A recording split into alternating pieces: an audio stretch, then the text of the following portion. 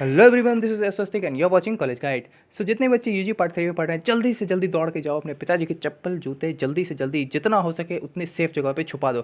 कारण ये है कि भैया बहुत ज़्यादा सुताई होने वाली है। मुझे पता है बहुत सारे बच्चों ने नहीं पढ़ाई कर रखी है।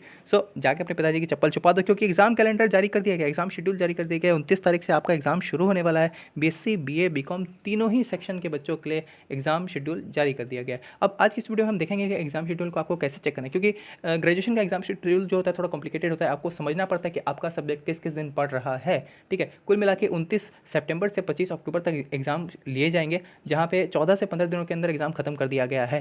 और अब इस एग्जाम कैलेंडर में आपको अपना सब्जेक्ट कैसे चुनना है इस वीडियो में वो देखेंगे। साथ ही तुम्हें बता दूं कि आने वाले टाइम में ऐसी वीडियोस बनाने वाला हूं जहां पे आपको पता चलेगा कि अगर आप पार्ट 3 में हो तो किन चीज़ों का, छोटी छोटी चीज़ों का आप ध्यान रख करके अपने नंबर थोड़े और बढ़ा सकते हो। और इन छोटी छोटी चीज़ों का काफ़ी बड़ा इफेक्ट पड़ता है, आपको आने वाली वीडियोज़ में पता चलेगा। साथ ही अगर तुमने कोई पढ़ाई नहीं कर रखी है अभी किसी भी कारणवश, चाहे तबीयत ठीक नहीं थी, चाहे तुमने बुक्स ही नहीं ली, चाहे तुम्हें ध्यान ही नहीं था कि तुम पार्ट 3 में पढ़ भी रहे हो, तो ऐसे स्थिति में आप किन चीज़ों का ध्यान रखें, क्या छोटे छोटे स्टेप्स को लें ताकि कम से कम आपको पिताजी की चप्पल न छुपानी पड़े और पास हो जाओ। सो ऐसी वीडियोस आने वाली हैं चैनल पे, उसके लिए चैनल को सब्सक्राइब कर लेना, नोटिफिकेशन बेल को ऑन कर लेना ताकि तुमसे अपडेट ना छूटे। वापस लौटते हैं अपने टॉपिक के ऊपर। आज की इस वीडियो में हम देख लेते हैं कि कैसे आपको देखना है अपना एग्जाम कैलेंडर में, अपना सब्जेक्ट कैसे ध्यान से देखना है कि किस किस दिन आपका एग्जाम पढ़ रहा है। अब ये रहा वो एग्जाम प्रोग्राम जो जारी किया गया है तीनों ही स्ट्रीम के बच्चों के लिए। जितने भी बच्चे तीनों स्ट्रीम में हैं रेगुलर कोर्सेज में, वोकेशनल वालों के लिए भी एग्जाम कैलेंडर जारी कर दिया है, जिसके ऊपर आपको डिटेल वीडियो अलग से मिल जाएगी। लेकिन फिलहाल जितने बच्चे रेगुलर कोर्सेज में हैं, ऑनर्स का पार्ट 3 का पेपर लिखने वाले हैं, तीनों स्ट्रीम के बच्चों का ये एग्जाम कैलेंडर है। अब इसको समझने से पहले एक चीज़ और, एडमिट कार्ड अभी तक जारी करने के बारे में नोटिफिकेशन नहीं दिया गया है। अब एडमिट कार्ड जैसे ही जारी करने के बारे में कोई अपडेट आएगी, आपको इस चैनल के ऊपर वीडियो मिल जाएगी, जहाँ पे आपको पता चल जाएगा कि कैसे एडमिट कार्ड डाउनलोड करना है और एडमिट कार्ड में सुधार वगैरह कैसे करवाना होता है। जाहिर सी बात है बहुत सारे बच्चों का एडमिट कार्ड में भी गलतियाँ होने वाली हैं, तो उनको कैसे सुधार करना है इसके ऊपर भी एक वीडियो आपको मिल जाएगी।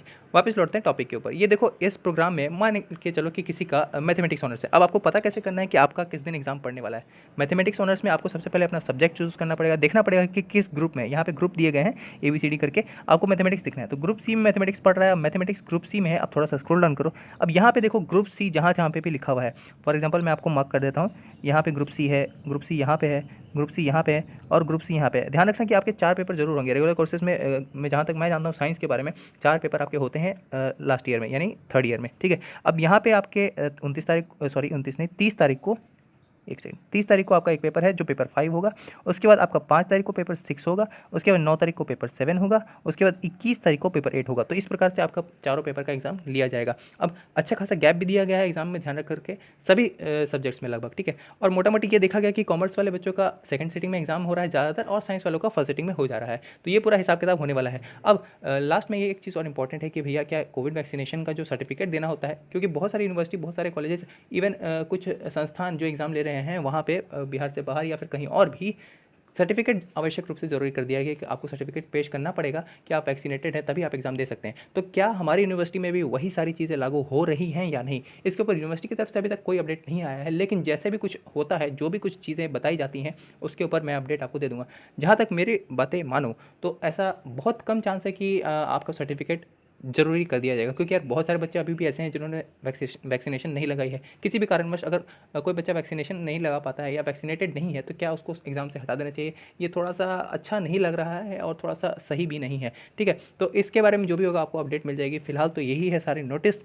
आशा करता हूँ आपको वीडियो पसंद आई होगी। अपने हिसाब से लाइक डिसलाइक जरूर कर लेना। एक बात फिर से मैं बता देता हूँ, अगर तुमने पढ़ाई नहीं कर रखी है तो पिताजी की चप्पलें ना छुपानी पड़े, उसका क्या उपाय है, यानी आप कैसे पास कर सकते हो, उसके ऊपर एक वीडियो आने वाली है। साथ ही आप पार्ट 3 के पेपर में किन छोटी छोटी चीज़ों का ध्यान रख करके अपने नंबर थोड़े थोड़े थोड़े थोड़े करके और अच्छे खासे बढ़ा सकते हो, इसके ऊपर आपको वीडियो मिल जाएगी इस चैनल के ऊपर। तो चैनल को सब्सक्राइब कर लेना और उस घंटी को जरूर बजा लेना, वरना नोटिफिकेशन अपडेट नहीं मिल पाएगा आपको। चलो मिलते हैं फिर किसी अगले वीडियो में। Till then stay connected, stay updated with college guide. कोई सवाल या सुझाव होगा तो नीचे कमेंट सेक्शन में आपकी टिप्पणियों का स्वागत है।